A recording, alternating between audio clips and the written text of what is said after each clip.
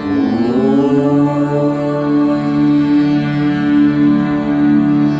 नमस्कार, आप मुझे ज्योतिष आचार्य नन्हे जी के नाम से जानते हैं। आप सभी का हमारे YouTube चैनल पर स्वागत है। आज के इस वीडियो में हमारी चर्चा का विषय होगा कर्म विपाक। कर्म विपाक और उसका प्रायश्चित। कर्म विपाक अर्थात पूर्व जन्म के कर्मों के अनुसार मिलने वाला फल। कर्म विपाक अर्थात बुरे कर्मों का, पापों का पकना या भोग। हमारे धर्मशास्त्र में कर्म एक आदर्श है जिसमें कारण और प्रभाव एक दूसरे से नैतिक क्षेत्र में अविभाज्य रूप से जुड़े हुए हैं, जैसा कि विज्ञान द्वारा भौतिक क्षेत्र में कल्पित है। एक अच्छे कर्म के लिए पुरस्कार है और एक बुरे कर्म के लिए दंड है। अगर बुरे कर्म का कुफल इस जीवन में प्राप्त नहीं होता है तो आत्मा अन्य अस्तित्व का आरंभ करती है और उस नए माहौल में गुजरते हुए पूर्व में किए गए कर्मों का फल भोगना पड़ता है। इस प्रकार यह समझना जरूरी है कि कर्म कहीं जाता नहीं है।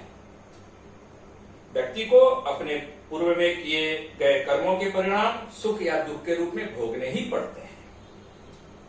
तो इस वीडियो में हम अश्विनी नक्षत्र में जन्म लेने वाले जातक व्यक्ति का कर्म विपाक क्या है वह बतलाएंगे और उस कर्म विपाक का प्रायश्चित क्या होना चाहिए इस बात की भी चर्चा करेंगे। तो अश्विनी नक्षत्र जो है यह मेष राशि में पड़ती है। यह नक्षत्र, आइए अब शुरुआत करते हैं अश्विनी नक्षत्र के प्रथम चरण से।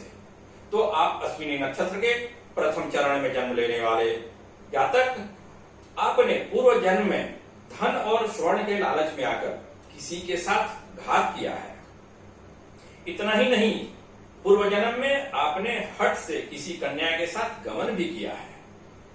उसी का परिणाम है कि आप इस जन्म में तरह तरह की परेशानी का सामना कर रहे हैं। अगर आप संतान संबंधी परेशानी झेल रहे हैं तो समझिए कि आपने बाल घात किया है। अगर आप आर्थिक परेशानी झेल रहे हैं तब समझिए कि आपने धन और स्वर्ण के लालच में आकर अपने मित्र के साथ घात किया है। अगर आप रोगवान हैं, किसी दीर्घ रोग से परेशान हैं, तब आप समझिए कि आपने हठ से किसी कन्या के साथ गमन किया है। और भी तरह तरह के रोग व्याधि या परेशानी आप अश्विनी नक्षत्र के प्रथम चरण में जन्म लेने वाले व्यक्ति को हो सकती है और निश्चय ही आपके द्वारा अपना ही पूर्व कर्म भोगा जा रहा है। आइए अब हम प्रायश्चित की बात करते हैं कि आपके इस कर्म विपाक का प्रायश्चित क्या होना चाहिए। तो प्रायश्चितम जपम गायत्री त्रयंबकम ततः पापात् प्रमुच्यते। अर्थात आप अश्विनी नक्षत्र के प्रथम चरण में जन्म लेने वाले जातक गायत्री मंत्र और त्रयंबकम यजामहे मंत्र का जप करके अभी हमने जिन पापों का जिक्र किया उस पाप से छुटकारा पा सकते हैं। इसी क्रम में धातु की भगवान विष्णु की मूर्ति का विधि विधान पूर्वक पूजन करें। फिर चौकोर कुंड बनाकर प्रसन्नचित होकर सभी देवताओं को गंध पुष्प आदि समर्पित करें और उनकी भी पूजा करें और यह प्रार्थना करें। क्या प्रार्थना करें? ओम सर्वे देवास्तथा ब्रह्मा विष्णु महेश्वरा मम पापम यत् पुरा जातम तत्सर्वम क्षम्यताम सदा। अर्थात संपूर्ण देवता ब्रह्मा विष्णु शिव ये सब पूर्व जन्म में किए हुए मेरे पापों को सदा क्षमा करें। फिर नवग्रह की दिक्पाल की पूजा करें और कहें कि मेरे पूर्व जन्म के संपूर्ण अपराध आपके द्वारा क्षम्य हैं। और इस प्रकार विधि पूर्वक संपूर्ण पूजा करके गायत्री मंत्र और त्र्यंबकम यजामहे मंत्र का 1 लाख जप पूर्ण करके तिल जौ चावल से दशांश होम करें और दशांश तर्पण तथा मार्जन भी करें।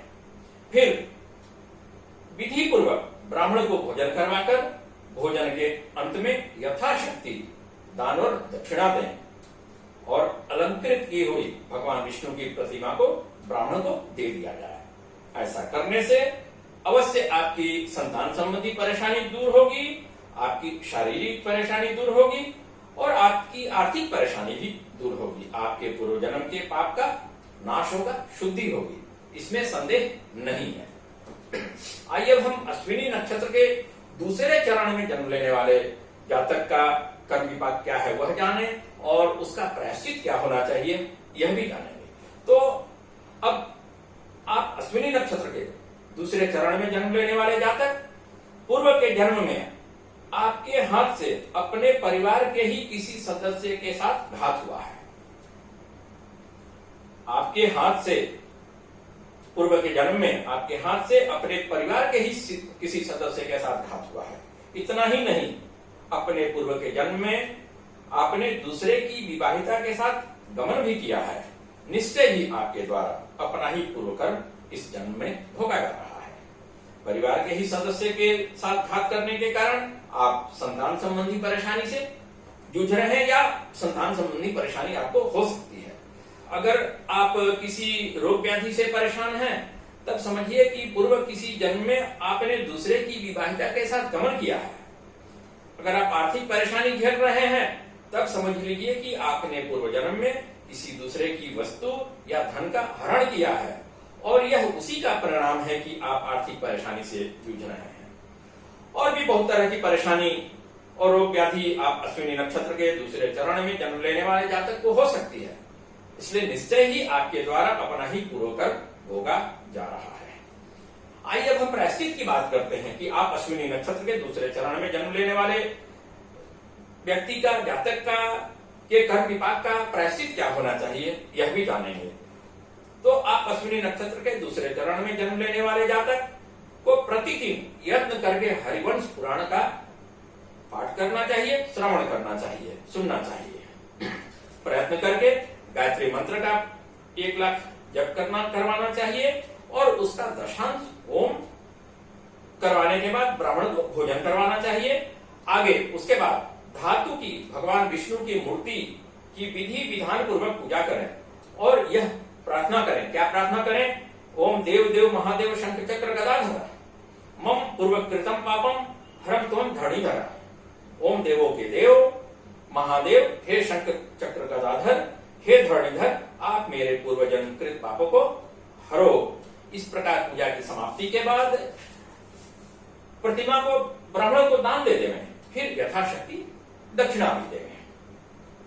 फिर वेद व्यास रूपी उस ब्राह्मण की प्रदक्षिणा करें और अपनी स्त्री से युक्त होकर माघ महीने में प्रयाग की या किसी नदी में स्नान करें।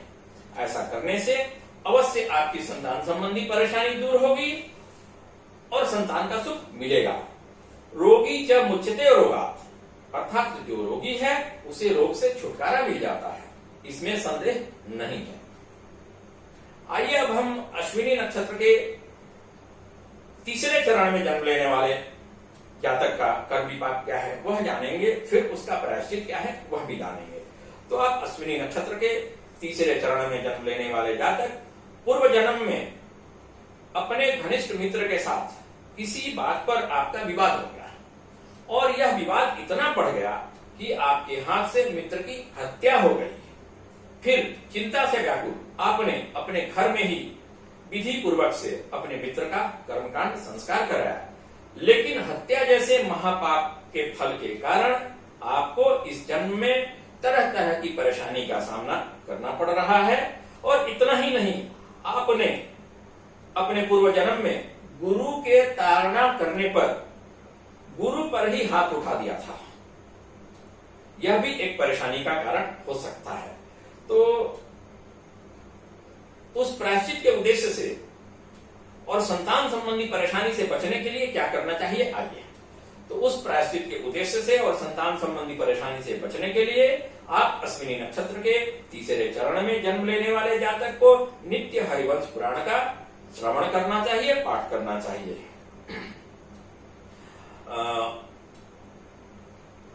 अगर आप शारीरिक परेशानी से जूझ रहे हैं तब समझिए कि आपने जो पूर्व जन्म में गुरु के ताड़ना करने पर गुरु पर ही हाथ उठा दिया था, उसी का परिणाम है यह।